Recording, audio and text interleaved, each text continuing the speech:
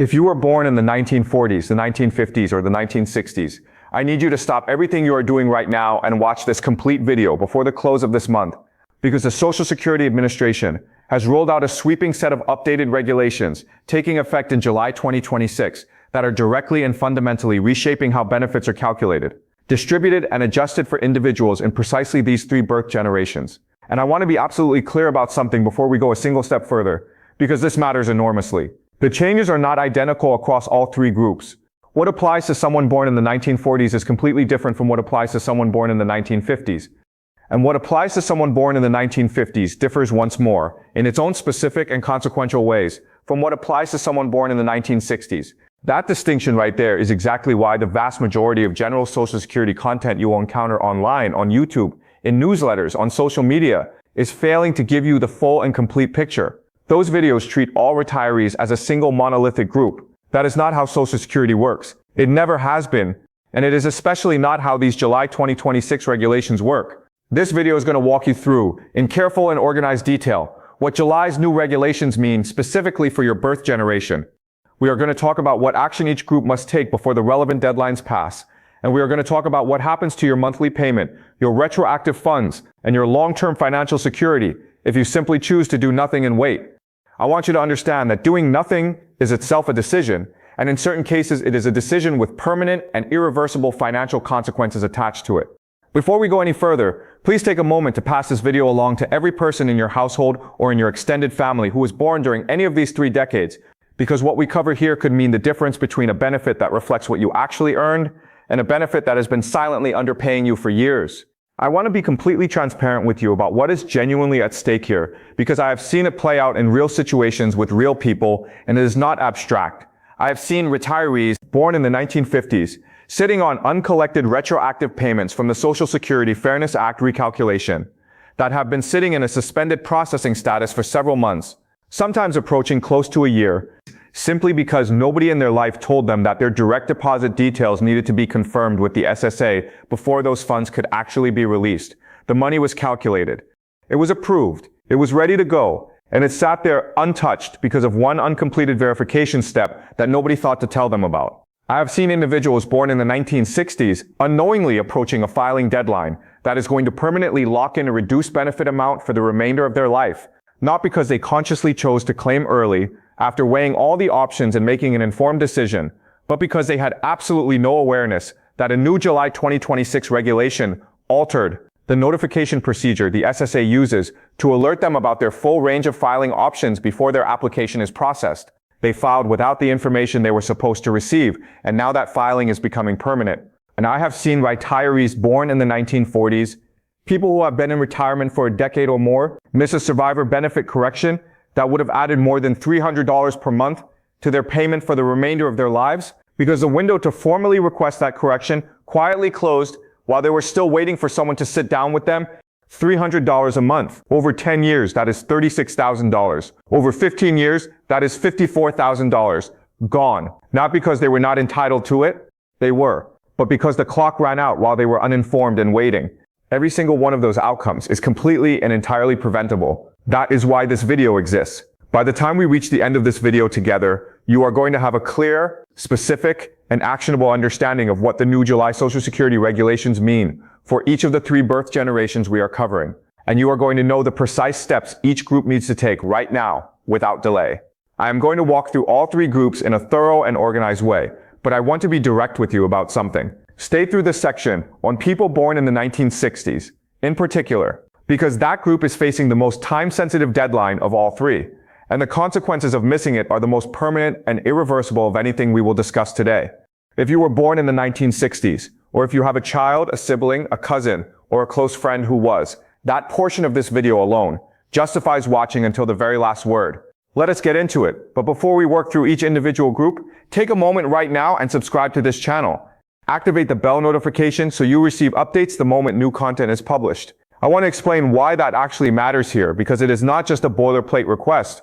Social Security regulations are changing more frequently throughout 2026 than they have at any point in the past several decades. The policy environment is in a state of genuine flux, and when rules are revised, what the SSA does is send out a standardized form letter to whatever mailing address they have on file. and then they move on without any additional explanation, without any follow-up call, and without any clarification about what the change means for your individual situation, your specific birth year, your particular benefit type, or your personal financial picture. Nobody follows up, nobody makes sure you understood, nobody checks whether the letter even reached you. What I do on this channel, consistently and specifically, is monitor every SSA rule modification as it happens, break it down according to who it affects and in what way, and get that information to you, while there is still time to respond and act. The people who are subscribed here do not get caught off guard by regulatory changes that should have been on their radar weeks or months earlier. Subscribe now and let us work through all three groups together. We are going to start with people born in the 1940s, and I want to spend real time here because this group's situation involves a layer of complexity that does not get nearly enough attention in most Social Security discussions. If you were born in the 1940s, you are currently somewhere between 77 and 85 years old. You have been receiving Social Security benefits for anywhere from 7 years to more than 2 decades, depending on when you originally filed your claim. At this stage in your retirement, you might reasonably assume that the calculations are settled, that the numbers are locked in, and that there is nothing left to review or adjust. That assumption is exactly what these new July regulations are challenging, and it is exactly why your group needs to pay close attention right now. The July 2026 regulatory change that most directly affects people born in the 1940s involves survivor benefits, and specifically, the formal correction process for long-term benefit recipients whose calculations contain historical errors that originated during the early period of their claim. Let me give you the background context on this, because understanding how this situation developed is important to understanding why it affects you right now. When seniors in this age group originally applied for Social Security, many of them doing so in the late 1990s or in the early 2000s, the calculation systems the SSA relied upon had documented limitations in the areas of data entry and earnings record accuracy. These were not fringe cases or rare exceptions. In certain categories of claims, these limitations caused benefits to be calculated using earnings histories that were incomplete, marginally inaccurate, or missing records from specific years of employment entirely. The result was a monthly payment that looked correct on paper, but was in reality modestly lower than what the individual had actually earned through decades of working and contributing to the system. The SSA has been aware of specific categories of these discrepancies for a number of years. They have known they exist. What changed in July 2026 is that the agency formally put into place a new internal correction protocol that automatically flags accounts within this birth generation for a records review process. When the system detects a discrepancy in a flagged account, a written correction notice is generated and sent to the recipient address on file. That notice initiates a formal 90-day response window. The recipient is expected to respond within that window, confirm the correction, and provide any additional documentation requested. If a response is received, the correction moves forward, the benefit is recalculated upward, and retroactive payments for any underpaid amounts are processed. If no response is received within that 90-day window, the correction process is administratively closed. The account is designated as reviewed with no change recorded, and the error remains in place permanently. The benefit continues at the lower and incorrect payment amount indefinitely for the remainder of the recipient's life. I want to sit with that for a moment, because the implication is serious. If your account was flagged, if a correction notice was generated and sent, and if that notice went to an address that is no longer current, the 90-day clock may be counting down right now on a correction you have no idea exists. The system does not halt the clock because the letter did not reach you. It does not send a second notice automatically.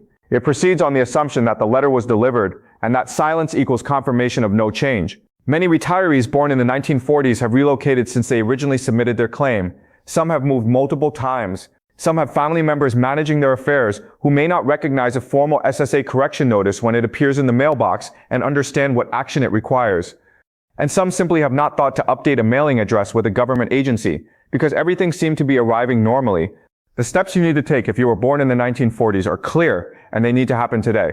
First, log into your My Social Security account at SSA.gov or contact the SSA directly at the number I will give you at the end of this video and verify without assumption that your current mailing address and all contact details on file are accurate, current, and reflect where you actually live right now. Do not assume it is current just because your checks are arriving or your direct deposit is processing. Those functions do not require an accurate mailing address.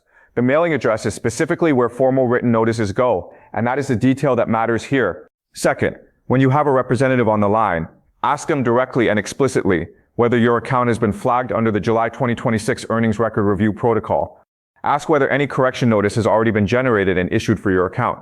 If the answer is yes and you were never aware of it, request immediately that it be reissued to your current and verified address, and confirm with the representative what the start date of your 90-day response window will be from the date of that newly issued notice. Get that date, write it down, set a reminder, because that 90-day window is the only opportunity you have to correct this, and it will not be extended a second time. Do not assume that your information on file is current. Do not assume that receiving no correspondence in recent months means no correction is pending. A single phone call today could uncover a benefit increase that has been sitting inside the SSA's own system, calculated and ready to move, waiting for a response that was never sent because the person it was meant for never knew to send it. Now let us move into the group born in the 1950s, and this section has a very different character from the one we just covered, because the stakes here are not about a historical error being corrected.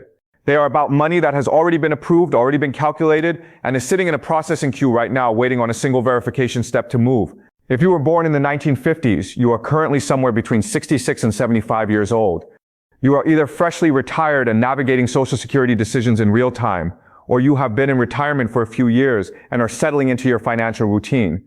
The July 2026 regulatory change that most directly affects your group is the revised implementation of the Social Security Fairness Act, and specifically the acceleration of retroactive payment, processing and benefit recalculation for recipients in this birth generation who are affected by either the windfall elimination provision or the government pension offset.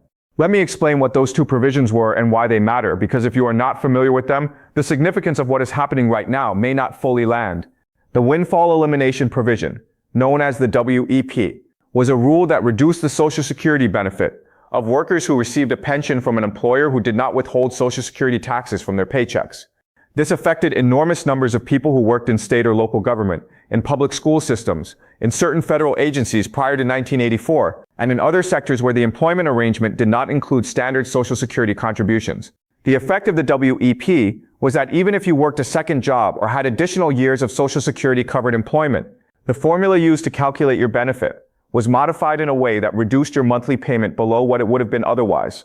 The government pension offset, known as the GPO, operated similarly but applied specifically to spousal and survivor benefits. If you were entitled to a Social Security benefit based on your spouse's earnings record, and you also received a government pension, the GPO reduced your spousal or survivor benefit by 2/3 of your pension amount. In many cases, this reduction wiped out the spousal benefit entirely. Both of these provisions were controversial from the moment they were enacted. Critics argued, loudly and persistently for decades, that they created a two-tiered system that unfairly penalized public servants. The Social Security Fairness Act, which was passed and signed into law, permanently eliminated both the WEP and the GPO. This was a significant legislative victory for millions of retirees who had been living with reduced benefits for years. And for people born in the 1950s who were affected by either provision, it meant that retroactive payments were owed for the period during which those reductions were applied to their benefit, and that their going forward monthly payment would be recalculated upward to remove the reduction. The processing of those recalculations and retroactive payments has been underway, but the July 2026 update introduced a new verification step that applies specifically to recipients in this birth generation. Before the SSA will release a recalculated benefit amount or disperse a retroactive payment to someone born in the 1950s, they are now required to confirm current direct deposit details directly with the recipient. This is a new step that was not part of the original rollout process, and because it was not announced widely or explained clearly to the people it affects, enormous numbers of individuals in this group are sitting on approved retroactive payments that are not moving because they have not completed a verification step they do not even know exists. Think about what that means in practical terms. You may have worked in public education for 30 years. You may have been subject to the WEP for 15 of those years in retirement. The Fairness Act came through, your recalculation was completed, your retroactive payment was calculated and approved, and it has been sitting in a processing queue for months, waiting on a direct deposit verification call that nobody told you to make.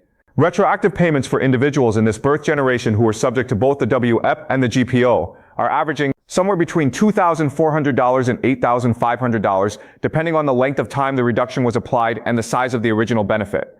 Those are not small numbers. And every month that passes without that verification call is another month that money sits idle rather than arriving in your account where it belongs. The action item for people born in the 1950s is similarly direct. Contact the SSA. Ask specifically whether your account has a pending WEP or GPO recalculation associated with it. Ask whether a retroactive payment has been calculated on your behalf and is currently in a processing queue.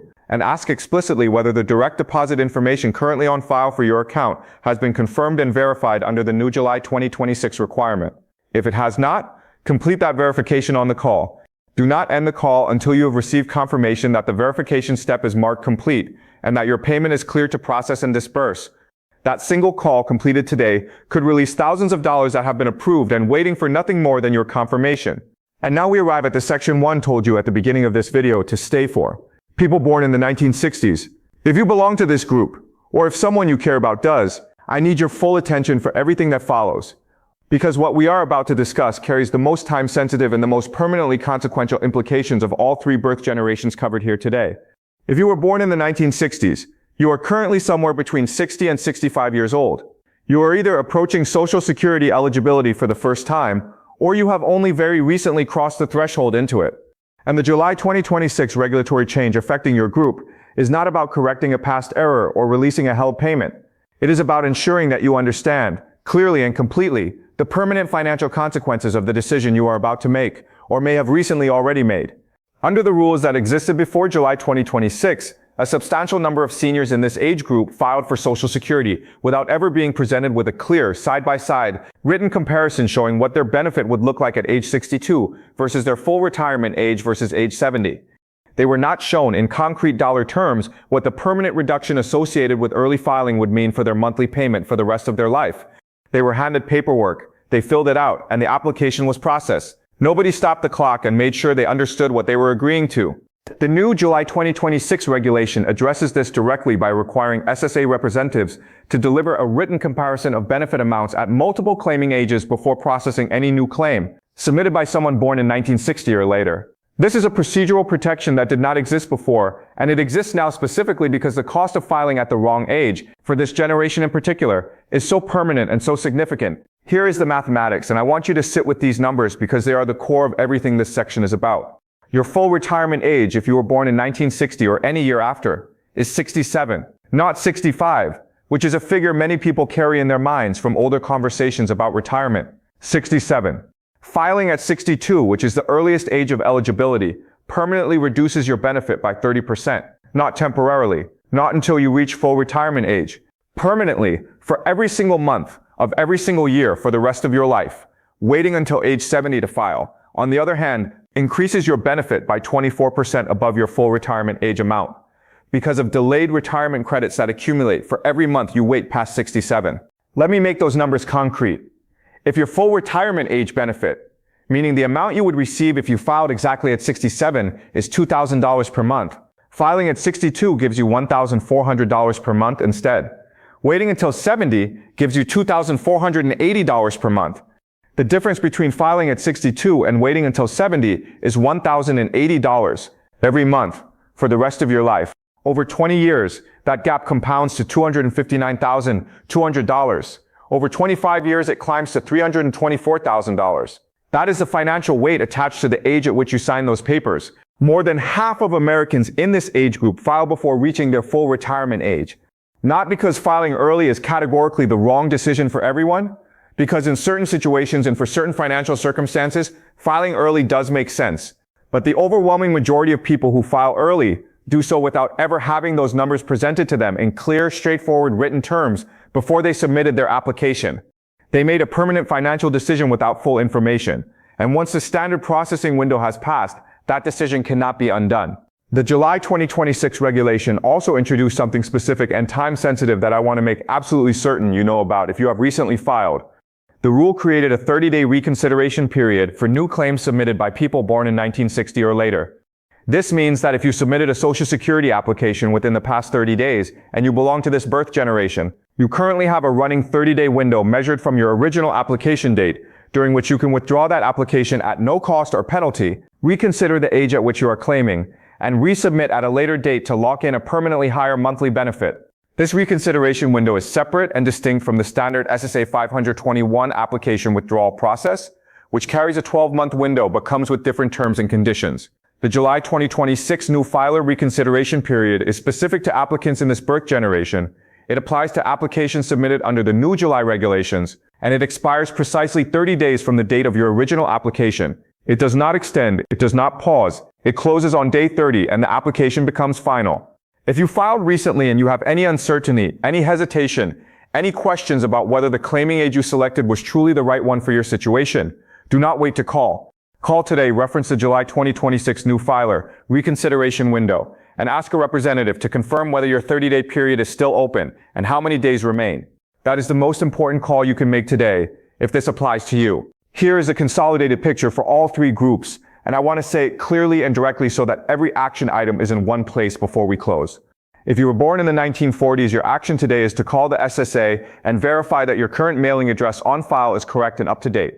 Then ask the representative explicitly whether your account has been flagged under the July 2026 Earnings Record Review Protocol, and whether any correction notice has already been generated and issued. A 90-day response window may already be actively running on a correction you never received.